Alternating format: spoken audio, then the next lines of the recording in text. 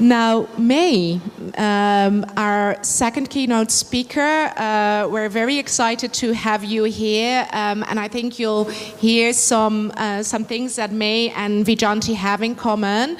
May Al Ibrashi is trained as a conservation architect. She works as a heritage professional who sings the praises of the nooks and corners of the old city center of Cairo.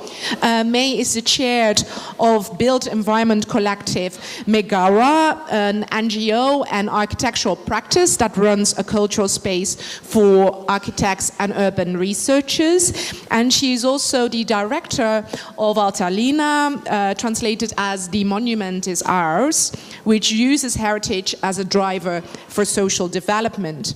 In today's second keynote lecture, May will give us examples of heritage making in Egypt and discuss how she uses participatory methods of storytelling when conserving and adapting heritage spaces in a city with its own politics and regulations developing at quick pace. Like Vyjayanthi, she will give us a well-needed international perspective on our case study and will discuss the complexities of decision-making when several agents and communities are involved. Please join me in welcoming May Al Ibrashi. Which one you find most comfortable? Okay. Hello, everyone. First of all, let me thank Imagine IC and the whole team for the kind invitation. It's an honor and a privilege to be here today. I came here at the beginning of this year and I was blown away by the work that they do, and we're hoping that someday they will come to us in Cairo, hopefully soon. I'm going to read something and then we have like 3 sort of acts to the play. Okay, so let's start by disclaimer. I'm going to sit and read it because it comes from out of another computer. Okay, a couple of disclaimers. I still use words like community, stakeholders, and heritage. I even go as far as talking about identity. I come from a country where in many circles, within government, society, business, academia, and so forth, these words are drowned by other words, such as state, economy, and security. I come from a country where community, stakeholders, and heritage are still seen by many, in power and outside it, as irrelevant unless they are linked to state, economy, and security. Identity is another story. My country loves talking about identity. Even more reason for us to talk about it, a kind of counterattack, if you will. It may seem that we do not have the luxury to dig deep in complex questions about the underlying assumptions hidden in these seemingly innocuous words, community, stakeholders, and heritage. By we, I mean us as Atharlina or Mugawr. We barely have time to defend their rightful representation in our own special universe of priorities and necessities. It may seem that we, as practitioners of heritage in a country like Egypt, barely have the energy and resources to keep our heads above water, above the ever-changing tides of political, economic, and social tensions, that this is a reflection that we cannot afford. I don't think this is the case. I think reflection, in our case, is a necessity. It is the articulation of that reflection that is the luxury. And this is why today, for me, is a privilege. A rare chance to articulate and I ask your forgiveness in advance if what I may say may seem clumsy or tentative. When I was asked to come, we as a team were embroiled in a battle to save a historic neighborhood in Cairo, the neighborhood of al-Hattaba. I was asked to come and talk about our work, and I did what I always do. I picked the flavor of the month among the many things that we do and said I would speak about it. I wrote a quick abstract about al-Hattaba after giving the article sent to me by Imagine IC about emotion networking a perfunctory read. I then reread the article in preparation for putting together my presentation and started to worry. I had planned to, and still will, refer to practice and method in a manner that is normative and pragmatic. I relate to the concepts discussed in the article about the need for a more nuanced rendition of the many meanings of the terms I mentioned at the start of this talk. But for all practical purposes in my own country, I prefer to keep matters simple and fight a more basic battle. I believe that it is precisely because the battle is basic that awareness of nuance is key. So do we refer to these nuances in our daily battles to preserve heritage? Yes. Do we reflect on them? Yes. Do we articulate this reflection? Not as often or as deeply as we would like. Does this reflection resonate in our work? I believe yes. Are we conscious of this resonance? Yes. We are, because many practical, ethical, and strategic decisions that we make depend on this consciousness. And no, because we barely have time to acknowledge this resonance. Because we have to regroup and move on to something else, to another decision, another problem to solve, based on a reflection process that is sometimes fast, reactive, and almost subconscious. Will I read through the whole 45 minutes? No. I will run through the work we do, then pick up on certain aspects of it to ask a number of questions. Some of them binary and simplistic. I apologize in advance. The questions will mostly be with reference to al-Hattaba, the neighborhood that we're currently working on, and that is slated for either demolition or evacuation. These questions are first and foremost related to practice, how we navigate between the binaries of theory and practice, ethics and pragmatism, our mandate of heritage preservation, and our commitment to social responsibility.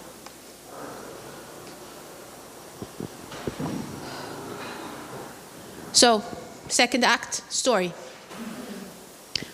This is where we work. This is Cairo. A picture, I guess in this case, worth 1,000 words. A quick reminder that Historic Cairo is a World Heritage Site. And the area that we work in are areas 2, 3, and 5 in the southern section of the borders of Historic Cairo. It's a neighborhood called al-Khalifa.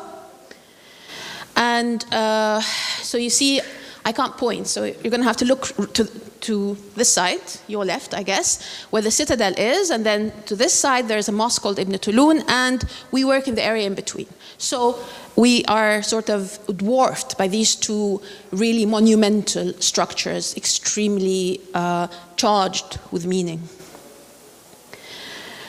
We started out in 2012 with what we called a participatory research and design phase. We basically brought together different stakeholders and asked them to address the question of the meaning of heritage, particularly the question of benefit from heritage. We asked the question of why is it people do not take care of their heritage? And the answer was because they do not benefit from it. So we brought people together in workshops and meetings.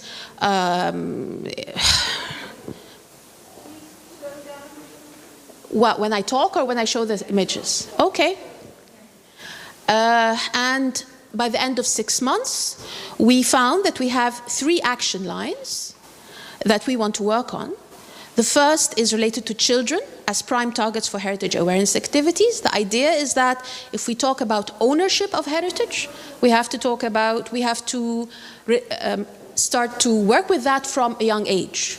And instilling a sense of ownership is not about knowing about your heritage, it is partially that, it's about experiencing your heritage, having memories of your heritage. The second line was that we still believe that it's important to actively and physically conserve and restore heritage sites, but that they should be conserved and restored for some kind of use, so that, again, benefit happens. And the third, the most complex, is that we work within, especially in a living city like Historic Cairo, we work within an urban context. We work within existing socioeconomic patterns.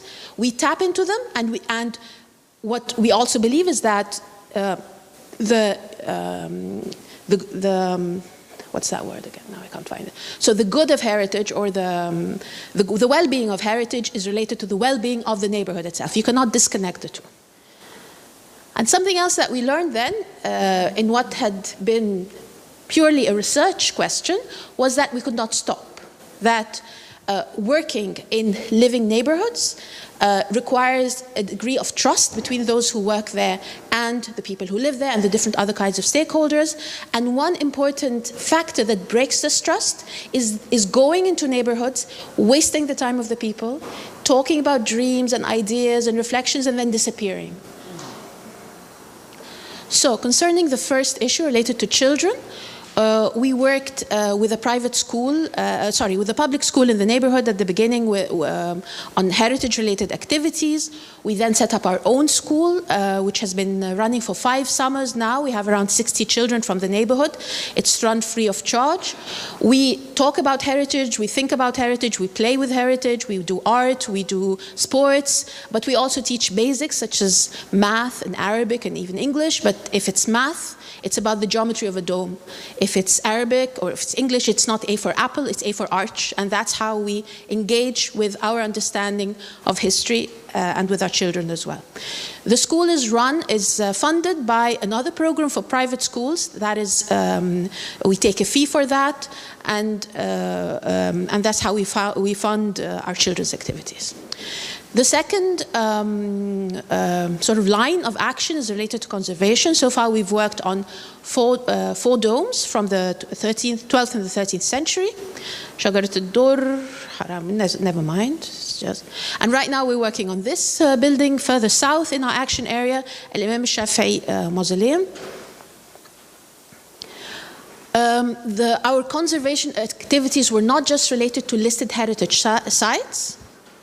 They also focused on buildings that are not listed as heritage, and this is a local mosque that was never used as a mosque. It was used actually as a community center and clinic when it was built in the 1920s, and we rehabilitated it as the community center and the cultural center that we run our activities from. So this is the second line, which is related to conservation. Our third line relates to general socioeconomic development and heritage as a driver for sustainable development. We were very scared about that particular sort of activity in a way. We worried that we did not want to go and start working without really understanding what we were doing. We were worrying about disrupting socioeconomic patterns. We were worried about just working irresponsibly in a way. So we started off small. We did small things like little mapping workshops, the results of which were graffiti and street art and also storytelling. We also ran an annual event that encouraged people to come and visit Al Khalifa. Bear in mind, these are all activities based on the findings of the first 6 months of what stakeholders, people from the community, etc., suggested that we work on. So one of the things was we need visitors in the neighborhood. They are a good source of income. So Eid Yawmek fi Khalifa, or Spend the Day in Khalifa, is an annual celebration of the street, storytelling, craft exhibitions showing the crafts of the street, guided tours, etc. Then we also started getting ideas from outside our circle. So we have a local carpenter who's now an integral part of the team. And he suggested an exchange between the kinds of people that our network has as an NGO working on architecture and urbanism, so designers, architects, etc., and craftspersons from the neighborhood. And what we developed was a kind of exchange program where they teach each other. So a carpenter teaches basic carpentry. In return, he is taught how to do computer-aided drawings of his designs, for example.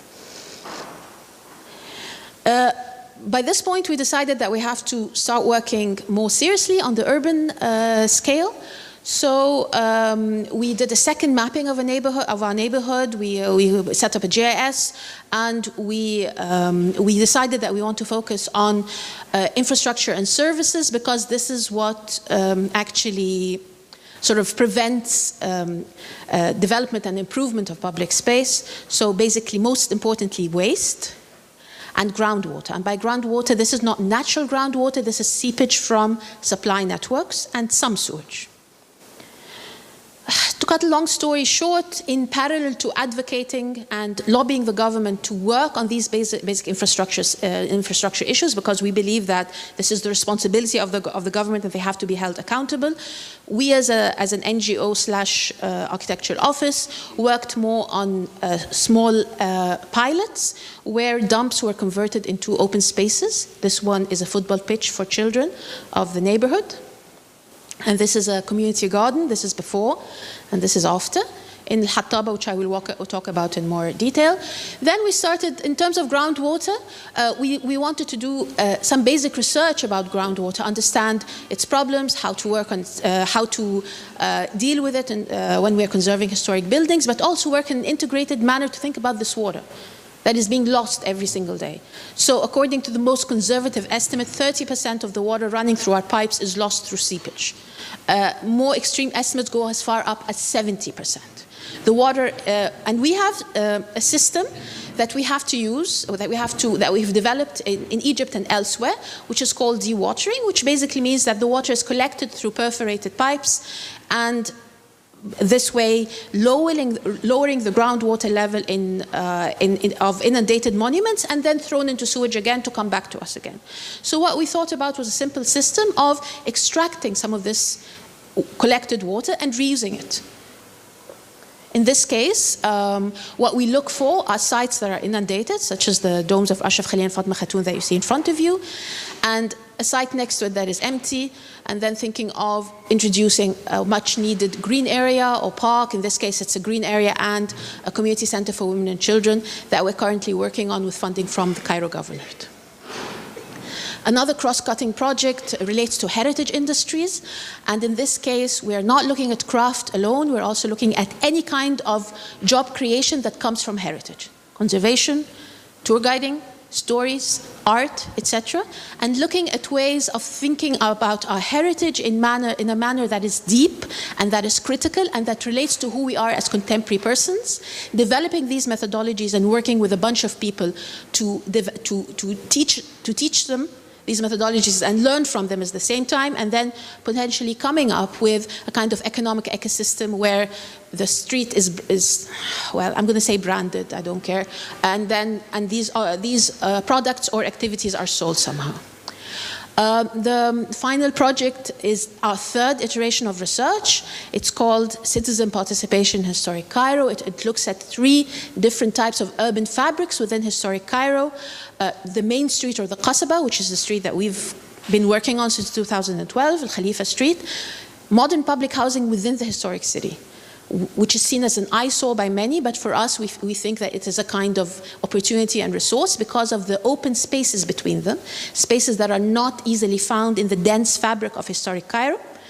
And the third one, which I will talk about in detail, is dilapidated historic zones that are incorrectly classified as informal settlements, and I will explain that more. In this case, we're talking about al-Hattaba.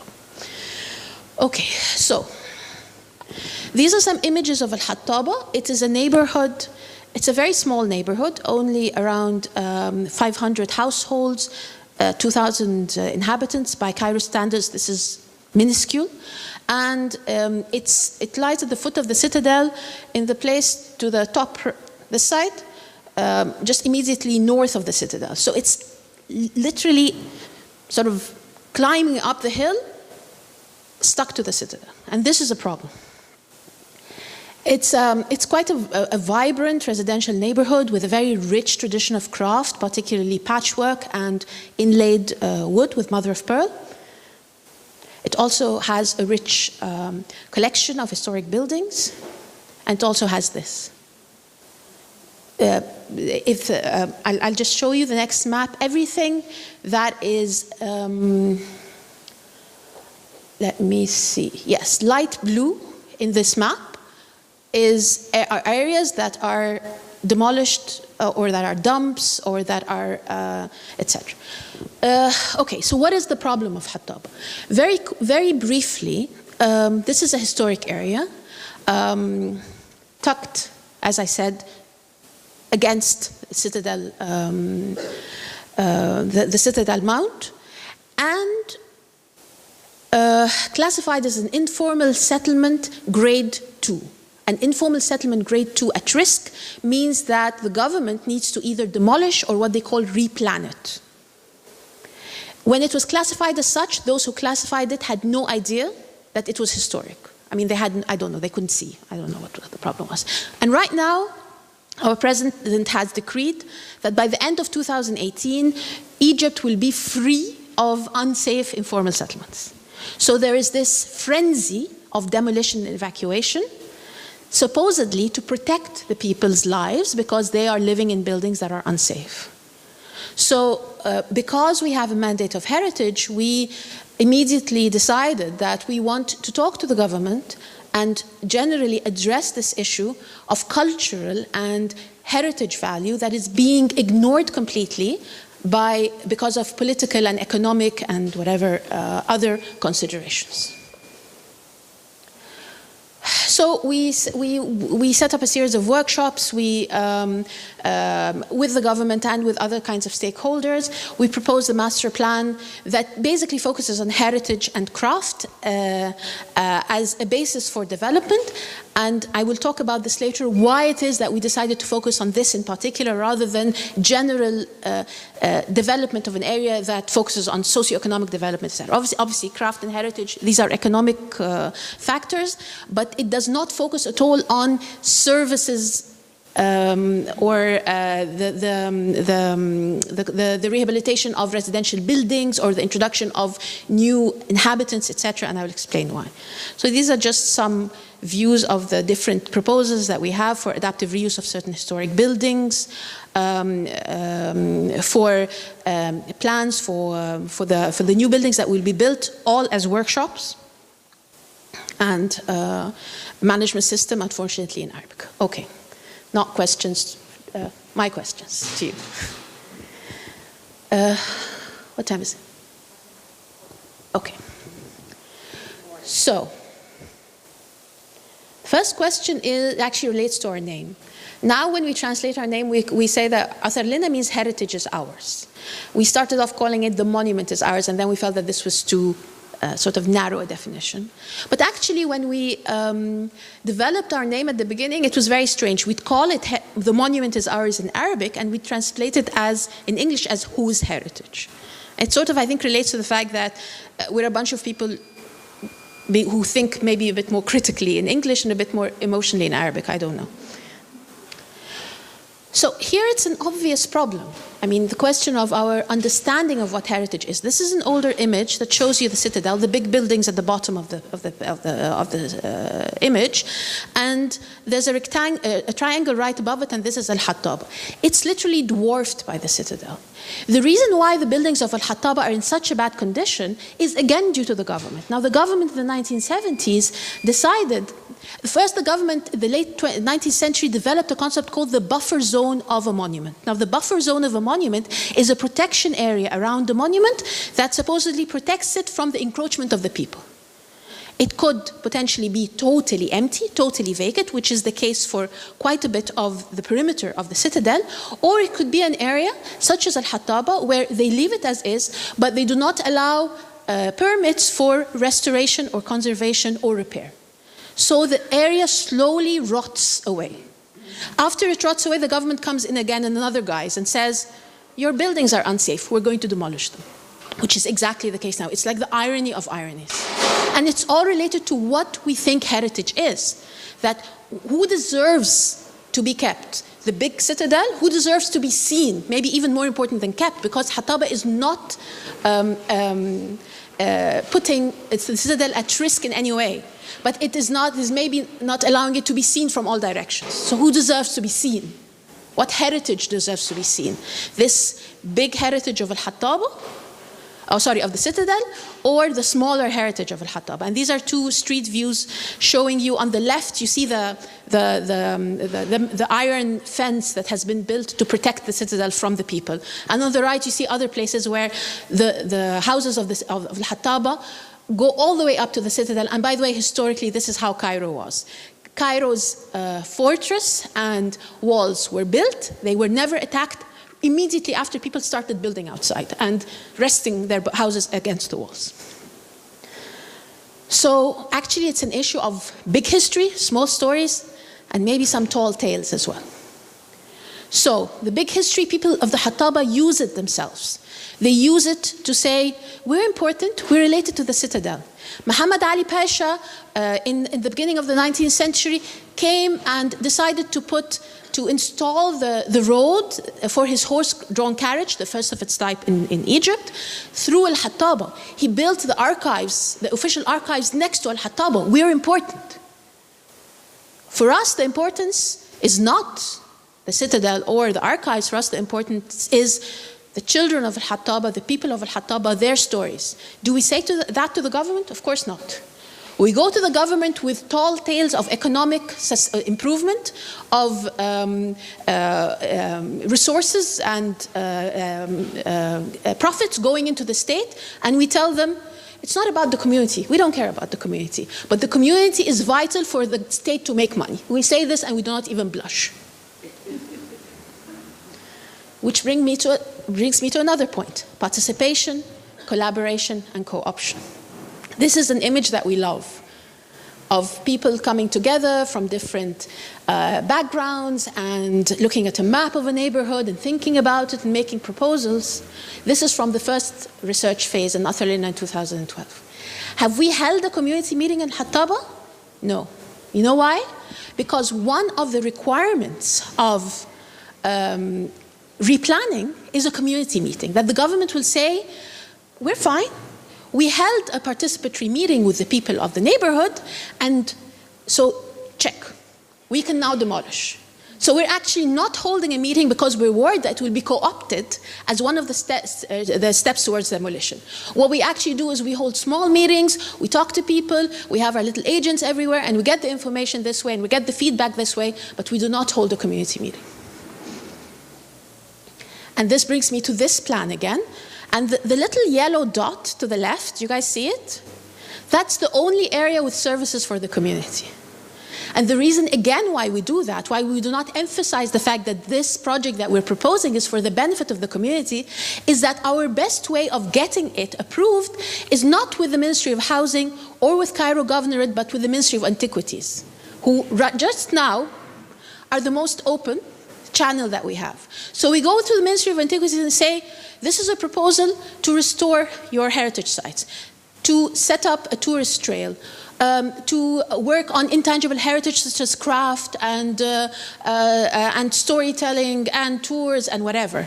But you know what? To do that, we need to clean up the area. The people have to be there because they have to perform these activities, and we need a small area for services. But then we do something else. When we propose the design for the workshops, it's a flexible design only of the structural system and the stairs and the services. 3 stories high, it's a workshop. Can it be something else? If the tide changes, maybe.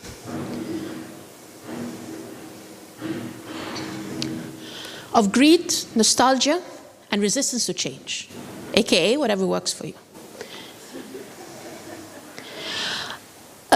So these 2 maps are maps of the map on the left is a map of the development of Cairo through time, and on the right it's Greater Cairo. And really, if you want to be semantic and academic, what's happening today in Cairo, where this is the place that the people of Hattaba are supposed to move to, it's in the middle of the desert somewhere, is sort of the continuation of the history of Cairo. Cairo grows, people are kicked out, they move down, it grows again, it goes on forever. So it's nothing really, I mean, historically speaking, it is the same phenomenon. But then you also, and let's see if I can just, I'll take that.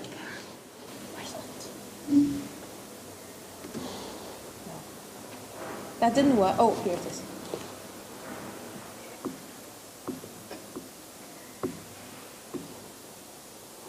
Did it work? What do you see in front of you? No, not running. No. Oh, God. Technology. Okay. Yes, thank you. Then I'm going to show you just a couple of minutes of this. This is a young man called Mohammed Khalifa. He's a rapper, mahraganat, a very sort of popular form of music at the moment, and he is talking about his neighborhood al-Hattaba.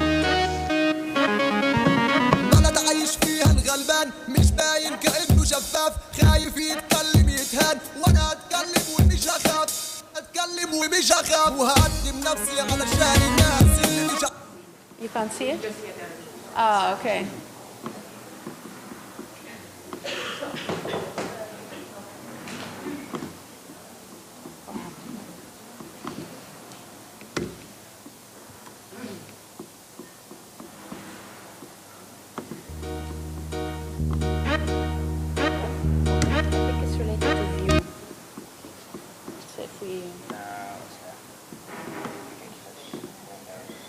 you just press on this and maybe...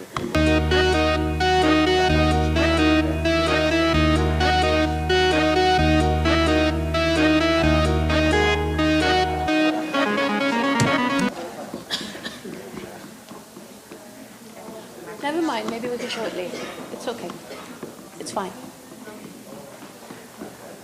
We can show it later, so it's okay. We have time? We have time, don't worry. Okay. Is het nu wel of niet te zien? No, het is nu helemaal niet. Het is helemaal uitgebeeld.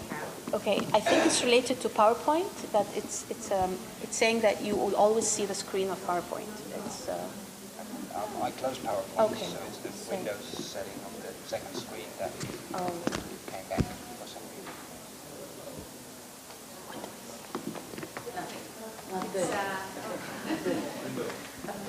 we see a window. Well, maybe it's a good sign. Yeah. A window's good. Screen too. So maybe. صدقات علينا إن شاء الله.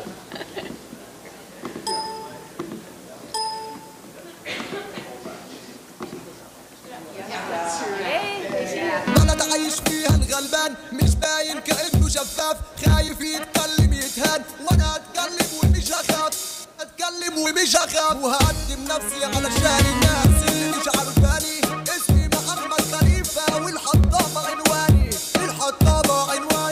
الحطابة عنواني وهقول كل اللي في نفسي انا مش هتكلم عن نفسي هتكلم عن الحطابة مصنع الرجالة الجدعنة والطيابة أحسن رجالة دي منطقتي والفخر ليا الحطابة دي المياناز فيها أماكن تاريخية بتثبت إن إحنا الأساس جدي وأبويا اتولدوا فيها وأنا اتربيت في حواليها عارف تاريخها وتفاصيلها وعارف كل أهاليها اتعلمت فيها الأصول إني أكون عن قري مسؤول والناس الكبار اللي فيها بسمع كلمتهم على طول وجيراني أنا منهم وفاهمهم عشرتهم عايش مع أحلى ناس مطمن ونرتاح لهم الحطابة فيها أخلاق وحب وتسامح وخناق من فوق جبل الحطابة شوف كل حارة وكل زقاق ضرب الوسطاني والسهريج والدحضيرة والوسعاية والخوخة والحرافيش وكل حارة ليها حكاية ضرب اللبانة والزكية والمحجر والمنشكية وشارع المصنع الكبير والقرافة باب الوزير والكومي والمرستان سيف اليزل ضرب النخلة والعموم باب الوداع شارع بيودي على الآخرة يعني آخرها ترحيل وأولها ترحيل وما بينهم القبة محطوطة على سور جميل. Okay, it's 8 minutes long, so... But you get the gist. He's basically... He goes on to...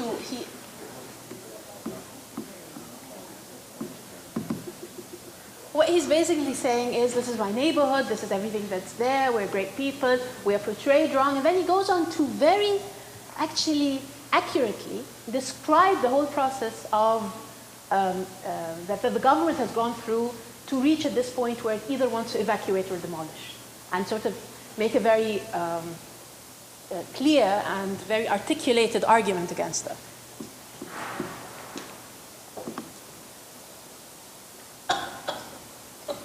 But actually, the reason why I showed this clip, other than the fact that we all love Khalifa, and he's sort of become part of our family now. I will. I'm just trying to get to where I was. Here we go.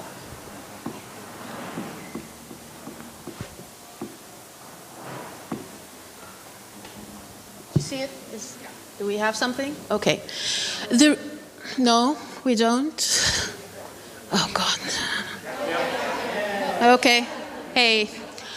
So the reason why I showed this clip, and really, I mean, I can send the YouTube link to anyone who's interested because it's fantastic, is that the whole clip is tinged with nostalgia.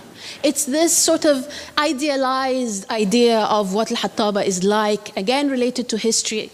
And we all know, like, we don't like nostalgia.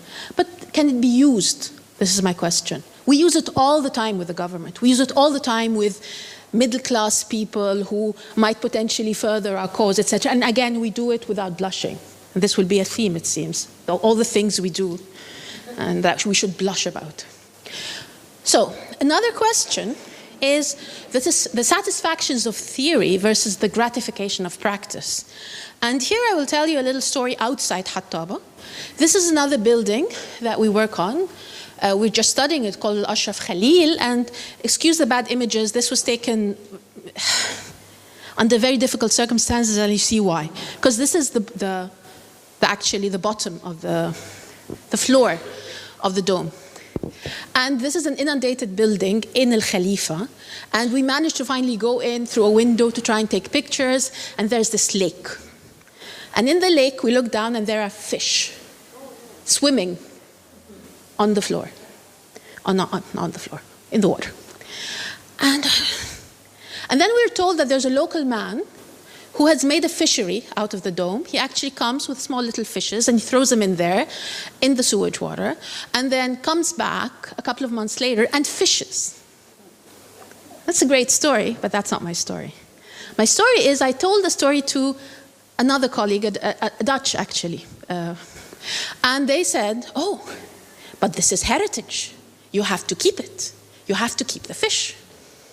I was like, well, yes, theoretically, yes, but no. We're not. We are going to prepare a conservation project for this building, and we will restore it. And I am sorry, the fish have to go. And this is something, I mean, I am an academic in some other life somewhere. But, I mean, it's interesting. Where does theory end and practice stop? And where does theory take us? And where does practice take us? And where is that middle ground? Another question, should we work well or do good? So this wonderful little image is of al-Hattaba garden when it was open and the kids are playing, but I have to tell you, we finished the garden in 15 days in Ramadan, people were fasting, and it was a nightmare. Kids are a nightmare, women are a nightmare, men are a nightmare, the whole bloody neighborhood is a nightmare. Do we care? Yes, it's tiring. But actually what we always, as a team, try to think about is that we are professionals, we're doing a job, we're being paid for it. We do not want people to thank us. We want to do our job well.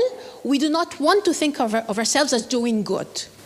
And this, I think, is something that... then my final point, and this is on a personal note that I like to end with. Again, outside Hattaba. This image is of a young child called Ashraf al-Husseini. Ashraf al-Husseini died in 1970, and by the time that he died, he was already declared a sheikh, saint. And the reason why he was declared a saint when he was only 6 years old is that he did the typical saint things in Egypt, such as memorizing the whole Quran, predicting his own death, and this one's a nice one, asking to be buried in a certain place, and then when he is not buried in that place, his coffin flies, his bier, flies from the place where he's supposed to be buried to where he wants to be buried. He's taken and buried where he's supposed to be buried, supposed to be buried. Then he starts to appear in night visions to the Minister of Electricity, among other men, to ask to be moved, and he is finally moved where a shrine is set up for him, and his father still guards that shrine.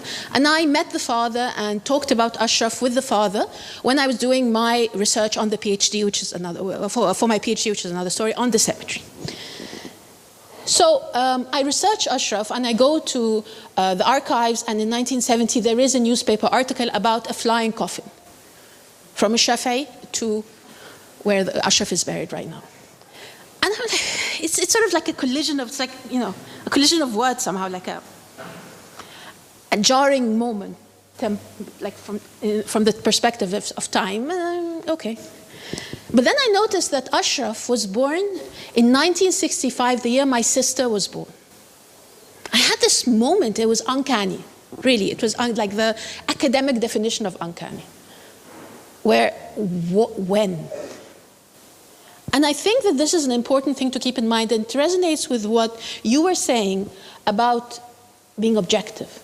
The impossibility of being objective. Actually, more importantly, why do we need to be objective? And if we're working on the field, we have to understand that we ourselves are part of that story, are part of that evolving film, are part, if you will, of the heritage that's being created. It's difficult, but it's something that we have to embrace. Thank you.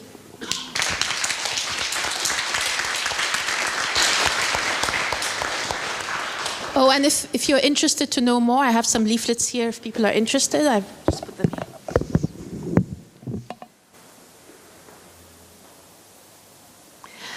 Thank you so much, May, and please do sit down on the sofa, because I'd love to hear a discussion between the two of you. Vyjayanthi, can I invite you over as well?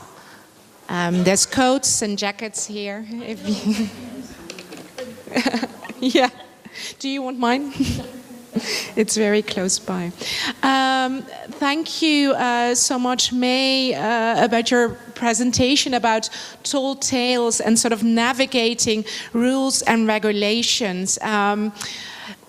Could I ask you to think about some questions you may have, or maybe you already have one, for our two speakers, or maybe to start off with May. And in the meantime, I had some thoughts based on this morning's sessions and then the two talks of you that indeed had a lot of in common.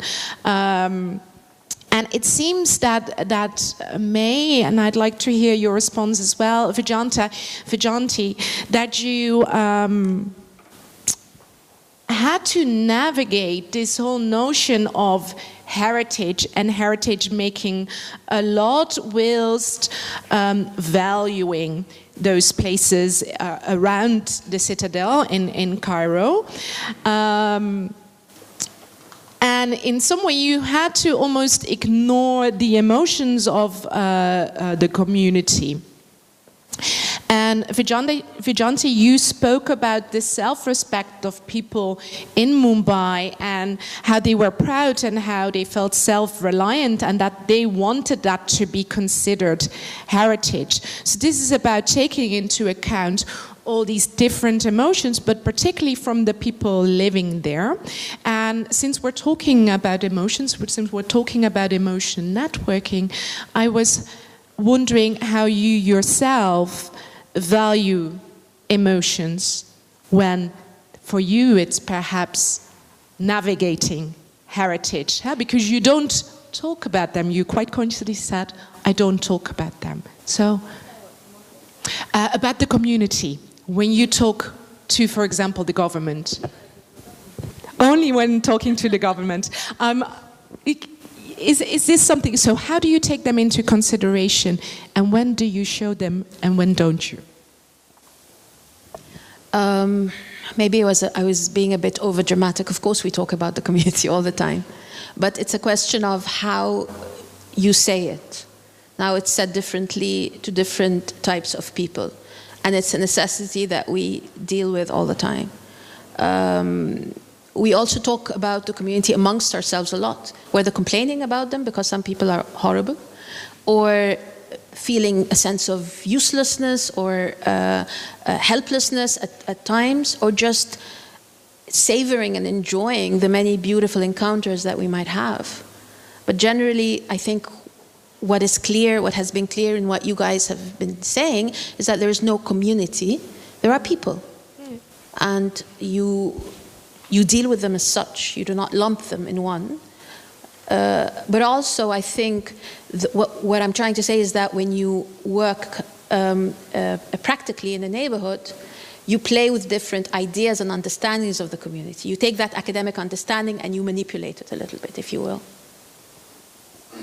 Thank you so much, and thank you also for pointing out that as a heritage professional, you have your emotions as well, and complaining and enjoying things. Vyjayanthi, what about you? How do you take all these different emotions of these individuals into account? Yeah, I mean, as May was saying, it's very tricky as going in as outsiders. In some ways, that's what experts are, that's what professionals are.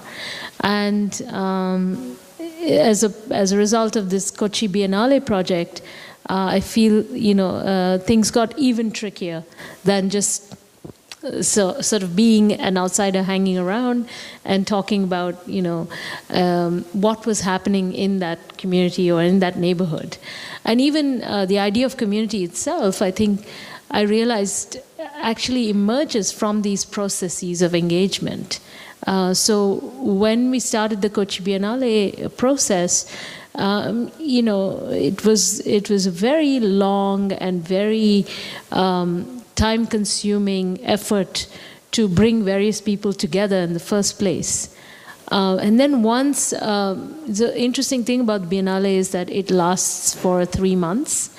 And the curator had explicitly said that you could change the program, that you should not think of your work as something finished at the beginning inaugurated on day 1, because if that would be the case, it would have been a disaster, because we really could not complete even like phase 1 by December 12th.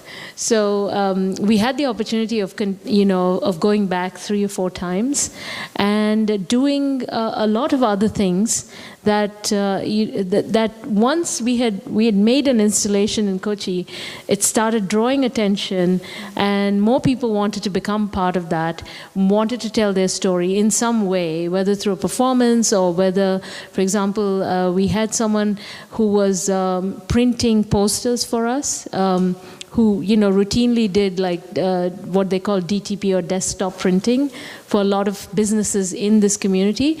And suddenly he said that, actually I am a trained painter, and I used to paint film hoardings when they weren't digitally printed. So we said, oh great, why don't you come to Kochi? And he came and he like made murals on the walls, which really, really beautiful. And these are the kinds of discoveries that people make through the process, and that the idea is that it's never an unfinished, it's never finished.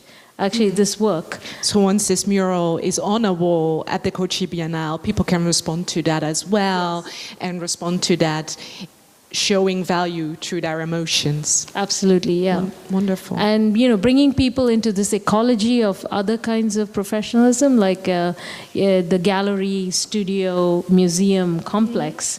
That was another big revelation for them as well. Going to the main Biennale, to the sites and looking at the work of other artists. What does it mean, thinking of yourself as an artist. So I was also going to talk about, how art and heritage are often disconnected. And when, how, in fact, your work here, at the Imagine I See work, just the exhibition that I see actually tries to bring those two things together. Mm-hmm. And that's about making things visible, both in arts and through a heritage narrative that people can respond to and bring their own narratives to. Thank you so much.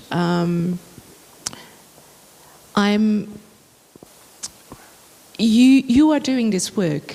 And you're doing it, you're focused on monuments from the past. You're very much looking at the present and these movements alongside a certain formal regulated structure. And we, during the series of Stadsgevoel, City Feel, we've often touched upon this idea that heritage, though directed to the past, has a lot to do with the future. And the present and the future. And what, in your opinion, and then I'm both looking at May and Vyjayanthi, and then I'm going to open up to the floor, is what does it mean for the future of cities to keep discussing heritage and to value and reevaluate certain heritage sites? And maybe I'm going to start with May, because you're navigating all these definitions of what is heritage and what is economically beneficial to the city and what is important to the people living there.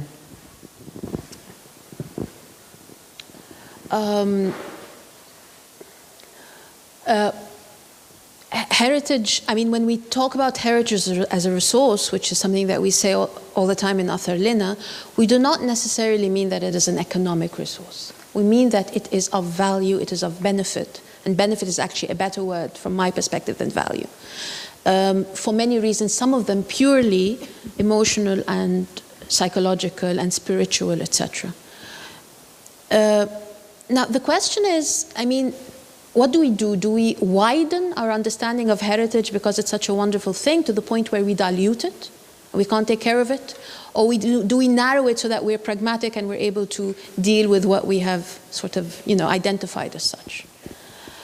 And also, I think one thing you need to understand is that conservation is actually demolition, in a way. I mean, to conserve, you go in, you break something, you put something in its place, you remove something, you put something else, you drill a hole somewhere and you do whatever. And anything that we do as an intervention in the city has an element of destruction in it, right? So the question is, what are you reconstructing? What are you constructing that is sort of a sign of your time? And what are you destroying as you do that? And you can't get away from that.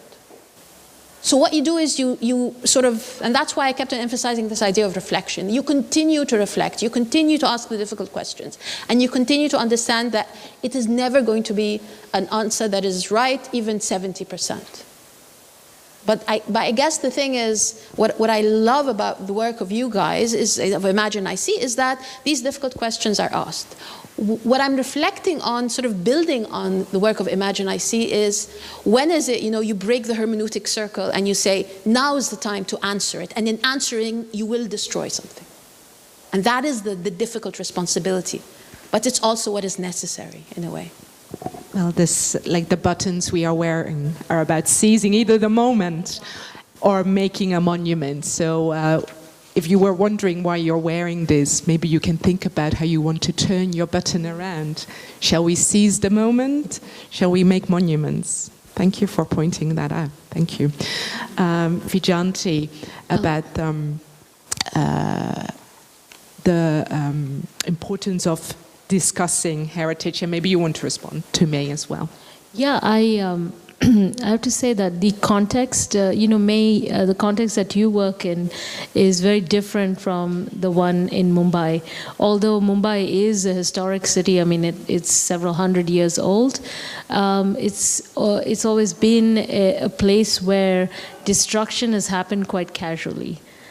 So, I mean, only recently we had like one or two places that were designated as UNESCO World Heritage Sites. So, in that respect, I very much appreciate this kind of the contrast between our two urban contexts. And which to me points out that, when one is discussing this question of heritage, there is no linear path. The context is always super important. So I would consider, from the kind of tall tales that are told about this neighborhood, I won't even dare to pronounce it, Bijlmer. It's almost as revered as, historic Cairo, in some sense. And it has become part of a certain form of identity making. And so you're operating within that context. So that gives you some constraints. In the case of Mumbai, it's slightly different. A lot has been destroyed. A lot has been fallen into this practice of speculation. In fact, I would say the practice of speculation itself has become so widespread that even people living in informal settlements understand that there's a value to the land that they're occupying, and that can become a context for bargaining with the state for things that they want, and for making a more permanent place for themselves in the city. Could you give a concrete example of that? So it's speculation as I might threaten you with demolition, and once you're demolished, certain informal settlements have the right people. So May, the image you showed of the place where people from al-Hattaba might move is exactly the same in Mumbai. I mean, they're building these kind of vertical high-rise projects for resettlement, rehabilitation, and a lot of the land that is occupied by informal settlements throughout Mumbai is being negotiated actively. The residents are negotiating actively to be resettled, and in fact, right next to Sathe Nagar, there is a very, very large resettlement colony, which is only about 15 years old, but the kind of housing, the housing stock is literally, disposable housing. It's concrete, it's formal, it's what you would expect, multi-story apartment buildings, but it's very clear that they're just designed as a kind of a SOP, a stopgap measure, where people can be moved and then they're just left to their own devices. And then what happens is that, essentially it's, even though it's formal apartments, etc., people are suffering with, new forms of disease and new forms of congestion, which, and also from having to build new communities and new networks, which, because their old networks have been destroyed. Yeah. So in that context, I think that my work and the context I work in, the meaning of heritage is very much about visibility and making certain ideas that have been invisible and devalued, or actually having no value at all, leveraging them to have some value. And so I think that's very important to remember, that, it's not one size fits all story. Thank you. And brings us also back to this morning's session where Eric at Enschede, I'm looking where he is, but said, this is our task to make emotions more visible, and these emotions of self-respect you've been talking about. Thank you. I saw a question from the audience. So, there's a mic over there, thank you. Maybe you can just pass them on. Thank you. Thank you. Thank you both for your great lectures. My name is Jasmijn Rana, Leiden University. And the overlap that I see in your both talks is about heritage as a concept and how it's on the one hand used as this global discourse on what we should value, and on the other hand, the concept of heritage is also used in very strategic ways. Maybe we are actually looking for safety, for health, for housing, for livable cities, and heritage is, it seems to me that heritage in both of your field sites is a way of improving cities, and heritage is the new buzzword, the new flavor of the month, as you called it, to actually get those things to happen. So that for me, so we're talking about the dilution of heritage already a little bit. For me, it sounds more and more that heritage becomes this, a synonym for culture or even everyday life. And I'm wondering what that does to heritage, to what we see as heritage, but also what we see as culture, maybe. And are there also drawbacks of making heritage, of heritagization, maybe? Yes, I see what you're talking about, and again, it comes down to this idea of diluting that concept. We discuss this a lot in Asarlena because we're faced with this question a lot. What exactly are we doing? Because it seems to me that we've ended up doing everything. And what I always say is we have to relate it back to our understanding of heritage, because our mandate continues to be actually the preservation of our heritage. Now, in places we widen the concept, in places we narrow it, but we try not to go down the path of sort of unadulterated development, if you understand what I mean. Now, in some cases, bringing development into heritage is purely about making whatever it is we do sustainable. That if we just restore a building and we close it up, then 10 years later it will be in the condition that it was before. In other cases, it becomes related to our wider understanding of heritage related to the city as a whole, right? So we feel that there are certain practices or certain attributes, cultural attributes to the city that we feel are endangered in some way, and in this case, we bring it, as Vyjayanthi said, we make it visible and bring it under the umbrella of heritage in order to deal with it. Now, another issue, and this is purely Cairo or Egypt, yani, that there's a general sort of narrowing of the way. Okay, I'm trying to be diplomatic here. So, a lot of the work that that normally, say, a development person would do, a human rights person would do, an advocate of urbanism, an urban advocate would do, is now being cracked on. The one thing that the government views in a sort of good light is not really heritage, it's tourism, because it's money, right? But tourism in Egypt is related to heritage.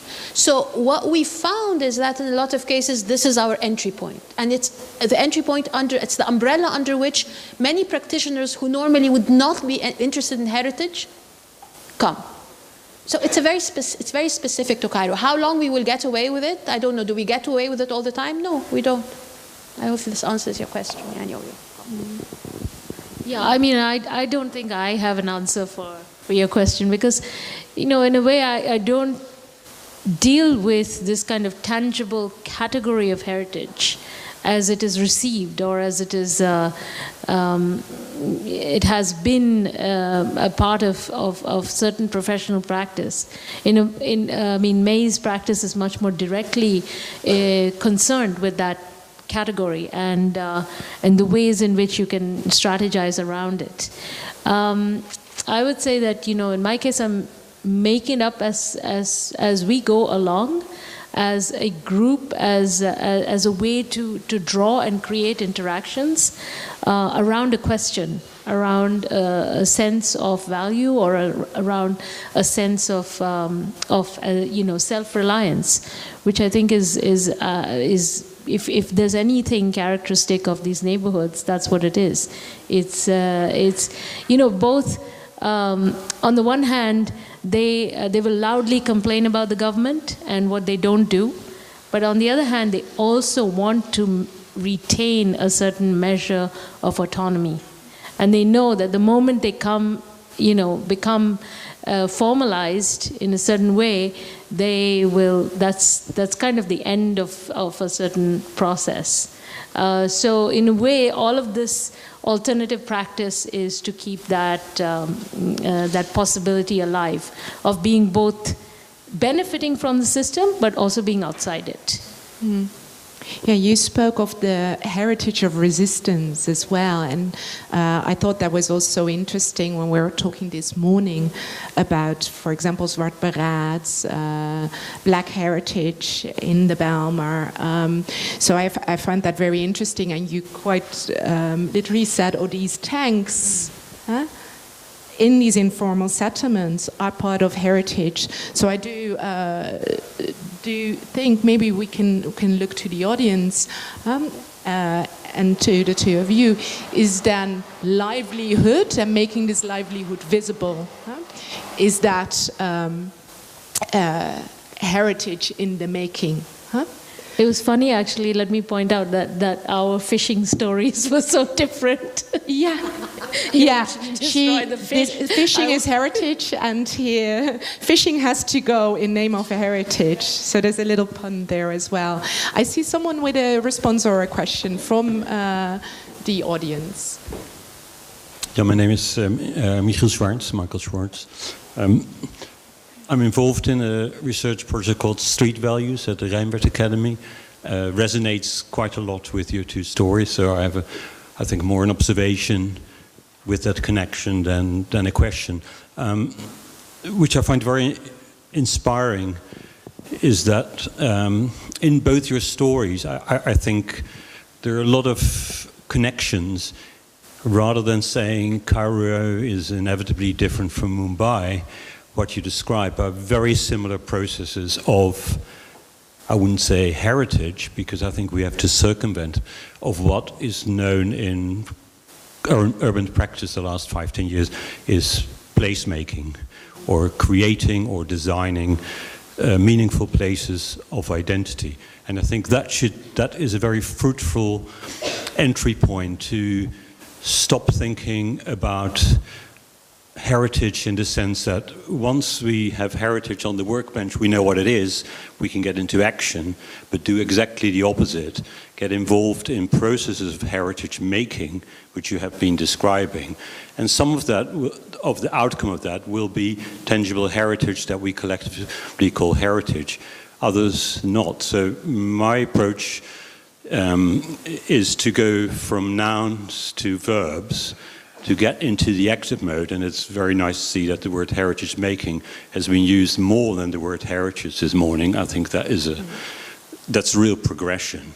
But then also to see where we can learn from processes of placemaking and indeed community building. Because it may be that heritage making and understanding process of heritage making, we can understand that better when we see heritage making as a social design process, and as a process of community building, and go from design and community to what heritage can be, instead what usually happens for understandable historic institutional reasons, to go to an understanding of heritage to community building and design. Okay, yeah, that was more of an observation, and he built in a disclaimer. But thank you for pointing that out, that heritage making as the verb, and emotion networking are active verbs. Yes, please. Play devil's advocate for a moment. Because I'm an architect, and I started off working in conservation pure and simple. And now it is, I mean, this integrated approach is something that we've developed and we've worked on, and it is in line with global practices all over the world. But one thing that happens through that sort of more integrated, holistic approach is that on a purely practical level, funding and support for architectural conservation goes down. You always have to frame it within something social, environmental, etc. And this is fine in principle, but it has its effects on the number of the amount of money, the kind of support that you get for purely making sure a building does not collapse. So I think we have to sort of be careful about that, because, and I think this relates to the point that you were making, that, as I said, everything sounds, I mean, as we develop an idea, we go somewhere, it takes us somewhere, but we always lose something. And it's important to be aware of what we lose. I'm not knocking the idea, but I think that this awareness has to be there. Yeah, I completely agree with that, May. I also think that placemaking, I do like that concept. There's one thing that I think we tend to forget in our focus purely on heritage as a noun, is that that it doesn't leave open the possibilities for things to die in some natural way, for things to end and other things to begin.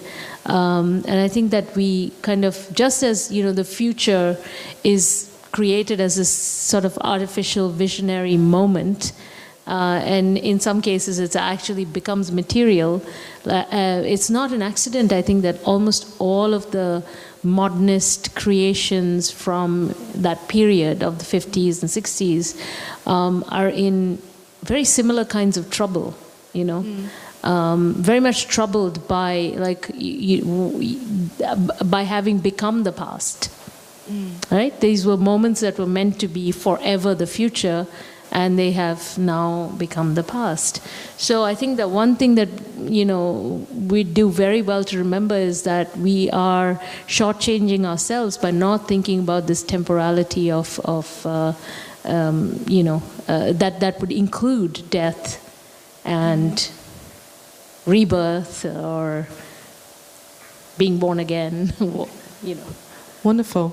Wonderful. Well, thank you so much also for pointing this out, this problem of resources, because we talk about value and May reminded us and said, well, I think benefit is more specific for the people with emotions involved. How do they benefit? But also we see that we have to amend our discourse to get some economic resources. So I think that was a very important note. There is time for one other question. So is there another question? Okay.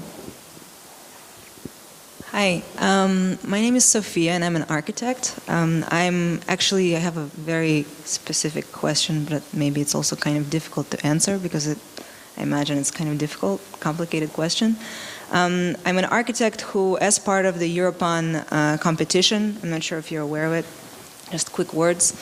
It's a competition that is done every couple of years, I think, for young architects on different sites throughout Europe.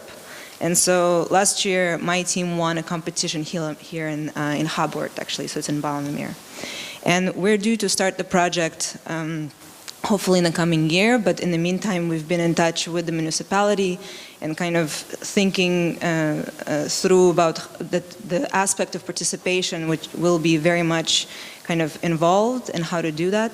So my question is kind of twofold. So I'm an architect who is now faced with kind of asking what is my role as an architect in this process. And I believe my role will be much more extended, but also the aspect of kind of this, what are those tools? And I very much appreciate that you've talked about kind of these different strategies and trying to reframe those strategies kind of from different perspectives. So my question for you actually is, I'm faced with a dilemma, is like, how do I start? Like, what do I do? Like, the project hasn't started yet, but I'm already worried about this. And so I think maybe it would be great to hear from you. Well, do you have time? Is this a question about emotions? No, this is actually a very practical question. Yeah. How do I start? Yeah, like as someone who has a background in architecture, also in our team we have an urbanist. Yes. Okay. Like, what do we do to start? Okay, let me just say something, that if there is one term that really needs to be revisited and dissected and torn apart, it is participation. Way more than heritage. Participation. And the reason is that it means totally different things in different contexts. In a context like Egypt, participation is a joke. There is no such thing as participatory design in Egypt, because participatory design has to have the legal backing and political will to allow it to happen. So there is only participatory research or design through consultation, where you as an architect go somewhere and you have an idea, you consult the stakeholders about it, you go back, you work on it a little bit, you consult again. The stakeholder here is a consultant, so to speak, right? In other contexts where participation is actually built in the system, then definitely participatory design is possible, but not the way people describe it, not the process that people describe, because you cannot avoid hierarchy, you cannot avoid the different backgrounds and the baggage that you come with. For a participatory meeting to happen, you have to call for it. You arrange the place, you arrange the setting, you pose the question, you are already setting up a pyramid of hierarchy. So pure participation is impossible. Okay, that's number one. Number two, you have studied as an architect for many years and you have acquired a certain type of knowledge that your stakeholder will not have. And you should not be ashamed of that. But what you should understand is that he or she has knowledge that you will never acquire.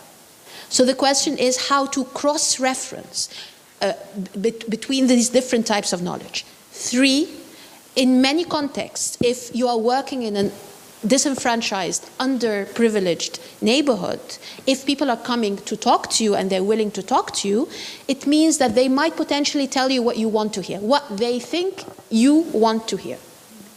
So you have to dismantle this. You have to dismantle that they think, you have to dismantle that you want, and you have to dismantle the here, and then arrive at something that truly relates to their needs. Cross-referencing is key. We have had so many failures in doing this kind of work, where we go and people tell us, we need a clinic. So we run around trying to establish a clinic. It doesn't work. Why? Because we did not do our proper needs assessment, and we did not understand that there is another clinic quite nearby, but it's a bit expensive, and they will go to it because they trust the doctor. There is another clinic further down, which is cheaper than the clinic that we're setting up, and they will go to, and that the cost of the tuk-tuk, the little rickshaw, is £5, and the clinic that we have set up is £10, their fee, so that makes that one cheaper, مثلا. Okay?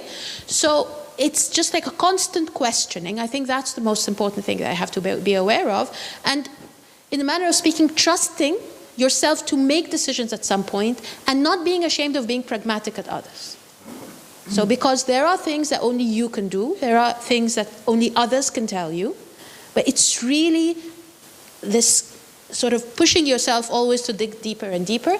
And that's the most important thing, and that is my pet peeve with people who work in participation, being honest about your process. Because one of the most basic problems of participation is that in reporting, it becomes another story. Yeah. It's clean and tidy and neat and whatever. And this has always been the case. Thank you, May. Thank you. And also for urging us all to be critical about ourselves and about what we hear and how we see different ways of knowing. I have been told that lunch is ready for you. I first of all want to thank you both very, very much for it got us started. Lunch will be upstairs. There you have less than 45 minutes, but that should definitely suffice. It's upstairs. There's a lift here for ones who can't or don't want to take the stairs. And please meet us. This is important, people.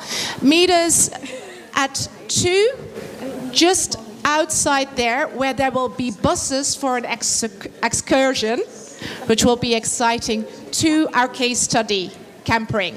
Thank you. Don't forget your coats. Thank you very much for your